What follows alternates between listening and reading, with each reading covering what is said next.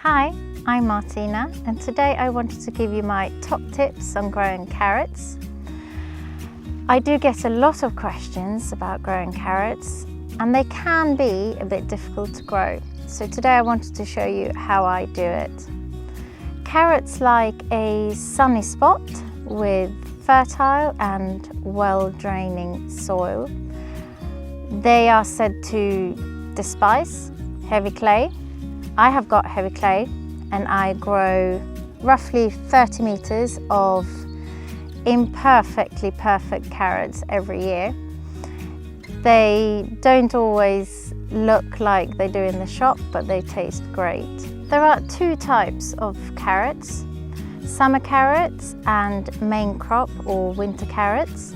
Summer carrots grow faster, but they don't tend to store very well. So I usually start sowing them in February all the way till July. And main crop carrots take a lot longer to grow, but they store well. So for those, I tend to do one big sowing in April, and then I lift them all at once in the autumn and store them throughout the winter. I have put a thick layer of caucus green compost on my bed, and this will feed the plants throughout the season, and it will stop any weeds from growing.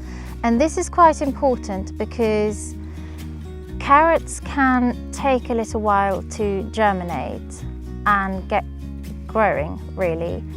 And if you have a lot of weeds, they easily take over and basically suffocate all your little seedlings. Plus it makes it very nice for slugs, and they like little carrot seedlings, to say the least. If you don't have enough compost to cover your entire bed, we have made another video about a little trick that you can use, so you can go and check that out. I will put a link in the description as well. I will start off by making two rows, roughly 20 centimeters apart, and I try to make them about 1 centimeter deep. After I've done that, I will water the bed thoroughly. I will be sowing summer carrots in this row and main crop in the other row. And when you sow carrots, it's important to try and sow them really thinly.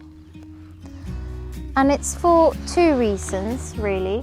One is that you don't want to have to thin them out more than you really have to. Because when you thin them out, you risk dislodging the ones that you actually want to keep. But also, when you touch the foliage of a carrot, it releases a smell which attracts the carrot fly. And this dreaded, pesky little thing lays its eggs by the roots of the carrot. And its larvae feeds off the roots of a carrot. And I have saved this one. It's not the most beautiful carrot, but it will show you the tunnels that they basically make in your carrots, and they will rot. And these flies are one of the main reasons why gardeners often give up on growing carrots. So you want to do whatever you can to prevent them from finding your carrots. So make sure that you only touch the foliage when you really have to on your growing carrots. And you also have to swap where you grow your carrots every year, so crop rotation. Another funny thing about those flies is that they only fly 50 centimeters above ground for some reason. So you can create a barrier of sorts that's 60 centimeters high, and they won't be able to get to your carrots. You can also put a horticultural fleece on top, preferably on hoops, so that it's not laying on top of your carrots, and that will stop them. I tend to not cover my plants so much because I like to see what's going on, and I want to keep an eye on slugs and weeds and so on. So I tend not to cover them later on, only just after I have sown, but I will tell you about that in a bit. After I have sown the seeds, I push the soil back over and then water, but just a bit, not too much, so that I don't dislodge the seeds. The next step for me is to put a thick layer of grass clippings between and on each side of the rows. And I do this in order to stop weeds, really.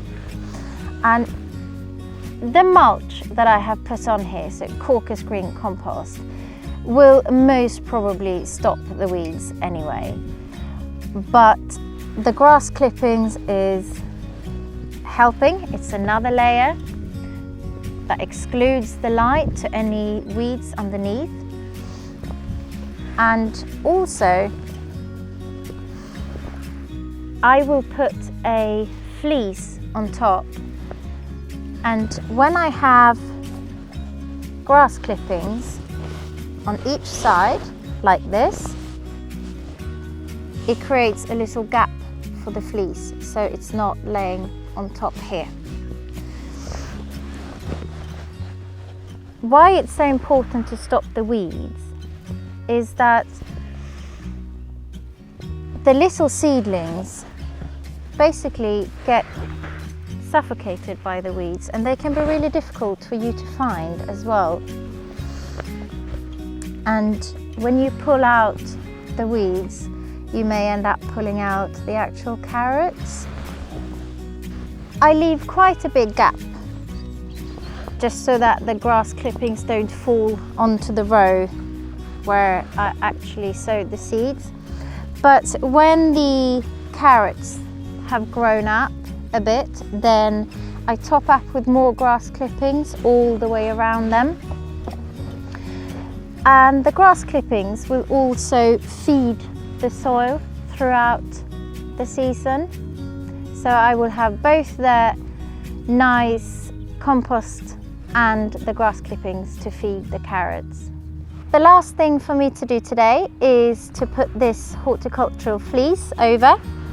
And the reason I'm doing this now is that carrot seeds must never dry out. If they dry out, they will most probably not germinate. So every day I will be checking and making sure that it's not dry. However, don't overwater, especially if you sow early, because the combination of very wet soil and cold can make them rot. I will keep this on till the seedlings are about 5 centimeters high. Then I will probably take it off and leave off. Once the carrots have germinated, I will start to thin them out carefully.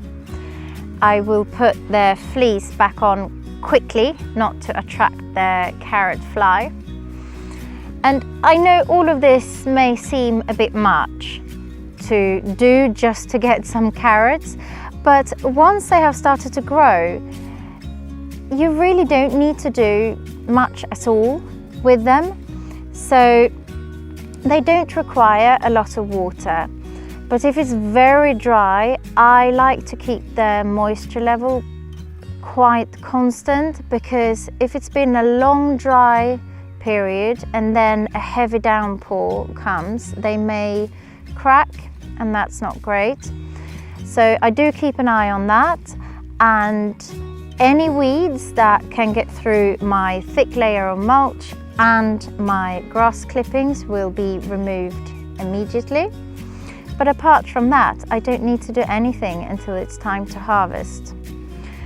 I hope this video has been useful. And if you want to find out more about the compost that I have used, then please go to corker.co.uk. And if you want to follow me, I'm Simply Grow Food on Instagram and YouTube.